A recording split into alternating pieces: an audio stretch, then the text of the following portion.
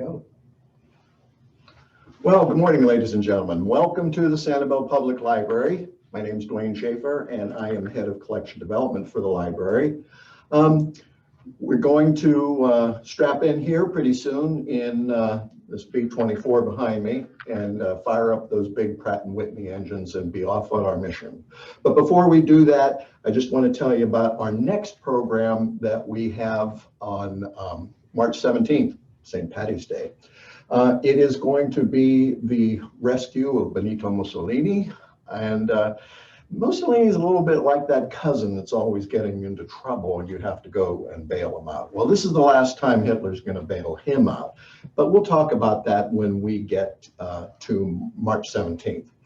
First of all, I want Danny to stick his head in here. And so you see he is our IT manager, and he is the man that makes all of this great technology possible. Couple different things that we're going to do today. Of course, somewhere embedded in this program is a pop quiz. Now, because of your poor performance of the past couple times, I'm going to tell you this. Don't answer the question, okay? Don't answer it this time. I don't want to hear it. You can guess amongst yourself, but it's in there somewhere. I have an announcement I'm going to make, not today, but at the next program on March 17th about some possible coming attractions, and you don't want to miss that. If you are in the library, I want you to come upstairs and see our displays we have. We have a book display of World War II books, and we have some model displays in our glass case. There's a ME-109G, an IAR-80, and of course, a B-24, a quad 20 millimeter that you'll see. And this plane behind me, this is the Sandman. Of course, all the planes, B-17s, B-24s, had nose art and they had a name. This is the Sandman. We're going to talk about the Sandman later. Also, another famous B-24 that was in the mission at Ploiesti, the brewery wagon. So we're going to get started here.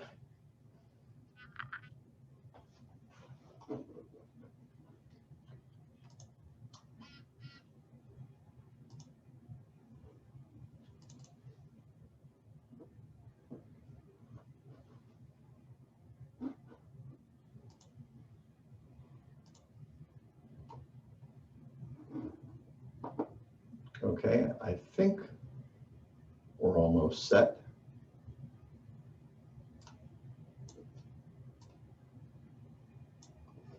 Good, okay. Of course, our program today is called Operation Tidal Wave. And of course, it was August 1st, 1943. But before we get to the mission proper, we are going to talk about oil. Now, for those of you who were here for our program on the siege of Sevastopol, oil was also the topic. And of course, the Russians were sending missions over to eastern Romania to potentially bomb those oil fields. But before the Russians got there, and as we talked about before, all nations have their war plans. And it was pretty much identified that Germany's oil was going to be a very important factor. And the Brits were looking for a way to possibly get at that. And they had plans up by 1940. However, by the time Greece was overrun by the Germans, it was impossible for the British to fly planes that far to bomb the Romanian oil fields.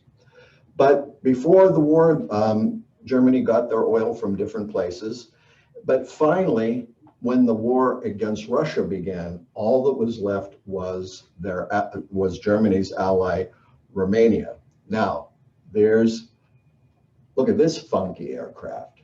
This is a Tupolev TB-3 bomber.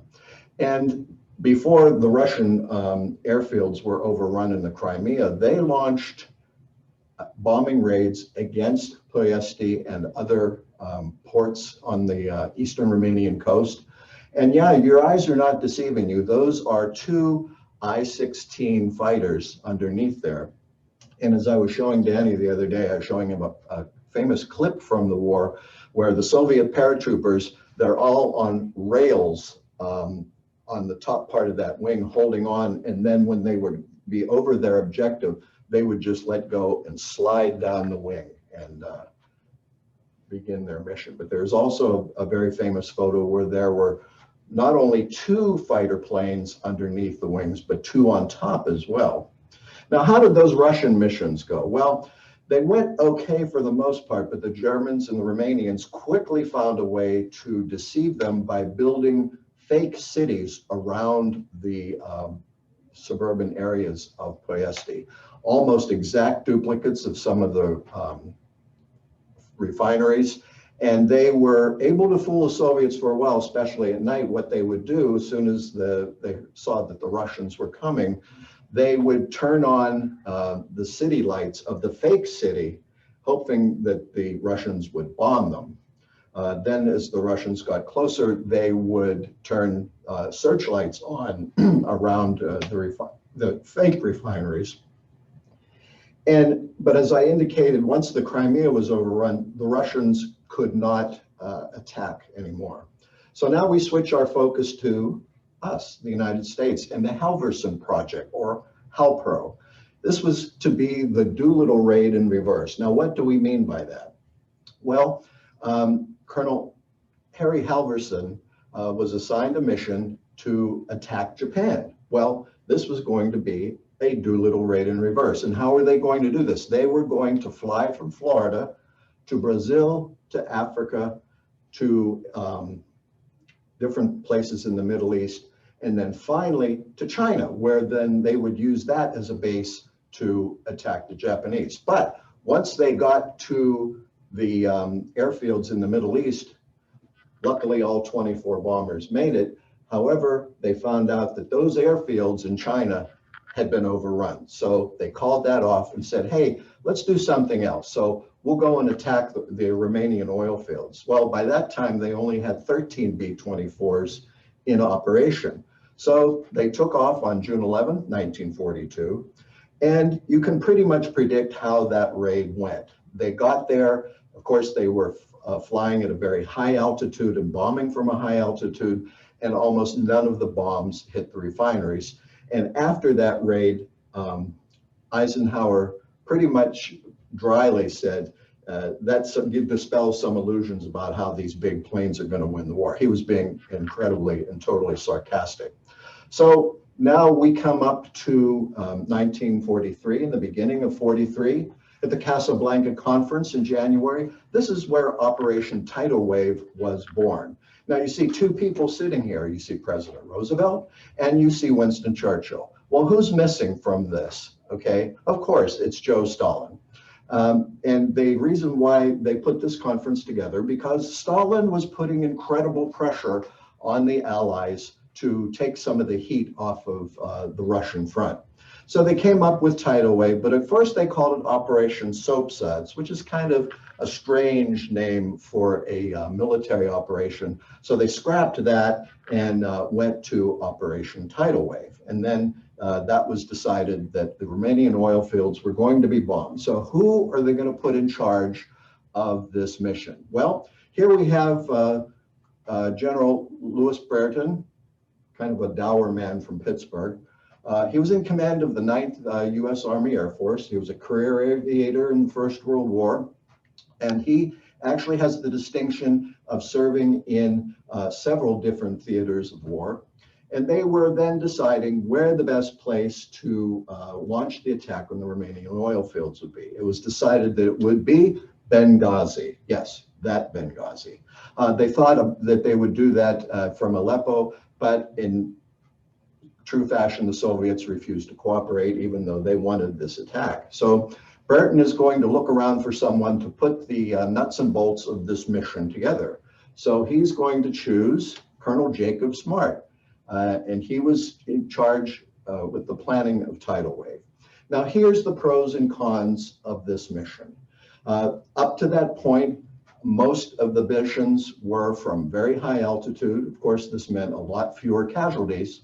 But there was going to be not really great accuracy, and they would require many, many, many sorties, many missions to knock out the factories. However, a low altitude, which could produce catastrophic casualties, but it had a good chance that they could wipe out all 5 of the major refineries and several of the minor ones. They expected a 75% casualty rate.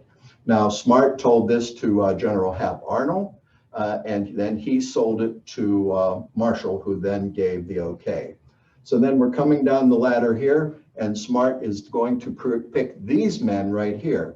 Brigadier General Ussel Ent, also from Pittsburgh. He was to be the mission leader, and he was going to fly with the lead formation. The 2 men who would be leading the mission would be from the 376 Heavy Bomb Group, Colonel Keith Compton. He was assigned to lead the formation. What we're going to see, and this is going to have tragic consequences later on in the mission, Compton's theories of flying and Colonel John Kane's were very, very different. Compton's bomb group was located right on the coast of Northern Africa. He believed in flying hard and fast, and that was the best way to get the mission done. However, Colonel John Kane, he believed that going slow and steady would be better. Now, his bomb group was located further in to the interior of Africa, and he was having big problems keeping those engines and the B-24s in service. Now, of course, Brigadier Ent would be flying with the lead formation, and this was to be the lead plane. He was going to be in the lead plane.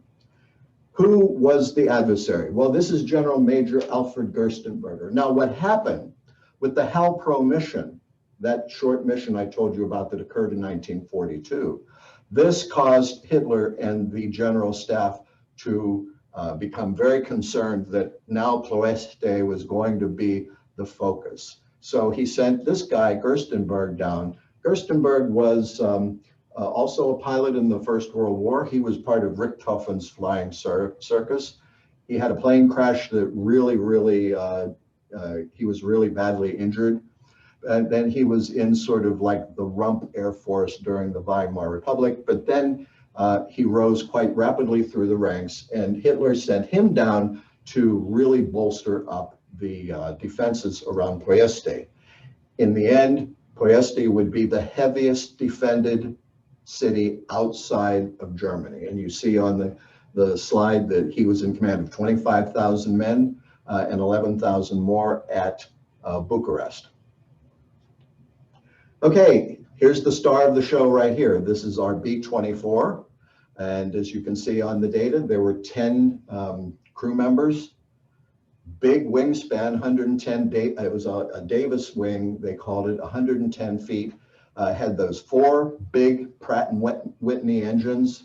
Could have a maximum bomb load of 8,000 pounds. Had a whole bunch of 50 caliber machine guns. Now, what they were going to do for this mission, if you can see on the slide, you see that ball turret underneath. For most of the groups that were going to be flying, they took that lower ventral turret out because it wasn't going to come into, it wasn't going to be really needed when they were flying, they decided, at about 50 to 100 feet off the ground. What they did do, however, to enhance the range of the aircraft, they put 2 what they called Tokyo tanks inside of the bomb bay. These were 400-gallon gasoline tanks that would extend their range. Okay, here's your pop quiz. And remember, you don't need to call me about it. But what I will do is if you come into the library, if you manage to get into the library, I'll give you a free book, okay? And those guys on the right, that is Henry Ford and his son Charles. I'm sorry, Edsel. And if you see the picture up on the left-hand side, that is B-24 with the colorful name of Wongo Wongo. and we'll talk about Wongo Wongo in a minute. But here's your choices: 2,500, 3,000, 8,600, 300. I'm sorry, 3,999 or 4,050. How many B-24s did the Fords build at their Willow Run plant? Okay, we're going to continue then. This is that airplane I showed you in the beginning, the Sandman. The units that were going to be involved were the 98th and 376th Heavy Bombardment Group of the 9th Air Force. These guys were already in Africa in 1942. And in 1943, they and their friends who were going to be coming down from England in the 8th Air Force, 44th, 93rd, and 389th, they were going to train hard through the summer of 1943, June and July. They had participated in many of the sorties against Sicily in Operation Husky, so they were getting a lot of experience there. They also built huge mock-ups of the Ploesti factories in the Libyan desert, and they practiced quite a bit on those. And as I indicated, Brewery Wagon and the Sandman, those are two different planes that we will talk a little bit later about. So here's Winston Churchill again. And when he was conferring with Colonel Smart about this mission, Churchill said, "I can loan you 4 Lancasters and a crack team of pilots for your mission." What do you think he was talking about? Well, if you cast your memory back, okay, we're almost into August 1943. What happened in May 1943? Those of you who are following our programs know that that was the Dam Busters raid. So they were indeed a crack team of pilots. But Smart wrote back, he said, "No thanks, the Lancaster isn't very good for low-level missions." Now, I can hear you all laughing right now because you know exactly what happened in that Dam Buster mission. So I say, this is something that makes you go, But, well, actually the B-24 wasn't much better. In fact, the pilots said that it was very, very unwieldy at low altitude.